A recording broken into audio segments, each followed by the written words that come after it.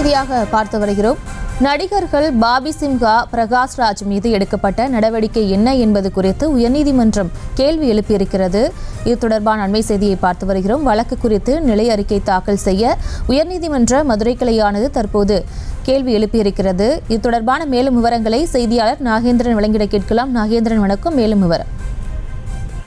வணக்கம் பிரியங்கா. கொடைக்கானலில் விதிகளை மீறி வீடுகள் கட்டி வரும் பிரபல நடிகர்கள் பிரகாஷ்ராஜ் மற்றும் பாபி சிம்ஹா மீது உரிய நடவடிக்கை எடுக்க கோரி மனு என்பது உயர்நீதிமன்ற மதுரை கிளையில் தாக்கல் செய்யப்பட்டு அந்த மனு மீதான விசாரணை நடைபெற்று வந்தது.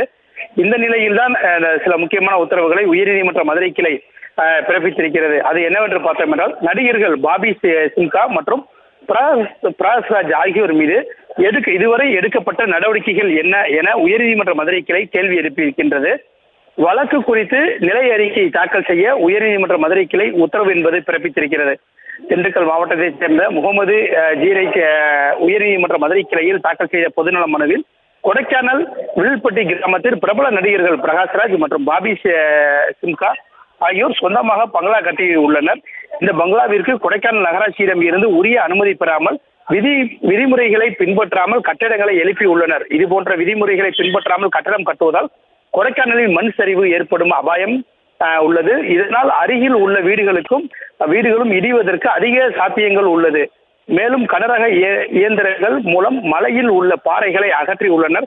இது விதிமுறைகளை பின்பற்றாமல் நடைபெற்று உள்ளது. எனவே உரிய அனுமதி இல்லாமல் விதிமுறைகளை பின்பற்றாமல் மலைப்பகுதிகளில் கட்டடம் கட்டியவர்கள் மீது உரிய நடவடிக்கை உத்தரவிட வேண்டும் என இந்த மனுவில் கூறியிருந்தார். இந்த வழக்கு நீதிபதிகள் கிருஷ்ணகுமார் மற்றும் விஜயகுமார் அமர்வு முன்பு விசாரணைக்கு வந்தது. அப்போது அரசு தரப்பில் ஆஜரான வழக்கறிஞர் நடிகர் பாபி சிம்ஹா மற்றும் நடிகர் பிரகாஷ்ராஜ் ஆகியோர் மீது மேற்கொண்ட 2 கட்டடங்கள் கட்டுமான பணிகளும் நிறுத்தப்பட்டது. இருவர் மீதும் சட்டப்படி நடவடிக்கை மேற்கொள்ள உள்ளோம் என வாதிடப்பட்டது. இதனை பதிவு செய்த நீதிபதிகள் இந்த வழக்கில் கட்டுமான பணிகளை நிறுத்திய நிலையில் இருவர் மீதும் என்ன நடவடிக்கை மேற்கொள்ளப்பட்டது, தற்போது வரை எடுக்கப்பட்ட நடவடிக்கைகள் குறித்து நிலை அறிக்கை தாக்கல் செய்ய உத்தரவிட்டு வழக்கு விசாரணையை வருகின்ற 9ஆம் தேதிக்கு ஒத்திவைத்து உத்தரவிட்டுள்ளனர். பிரியங்கா.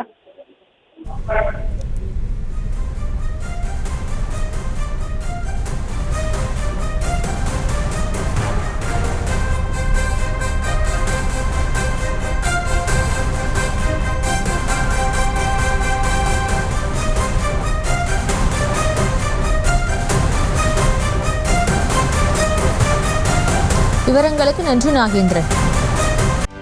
செய்திகளை உடனுக்குடனும் துல்லியமாகவும் தெரிந்து கொள்ள சப்ஸ்கிரைப் பண்ணுங்க.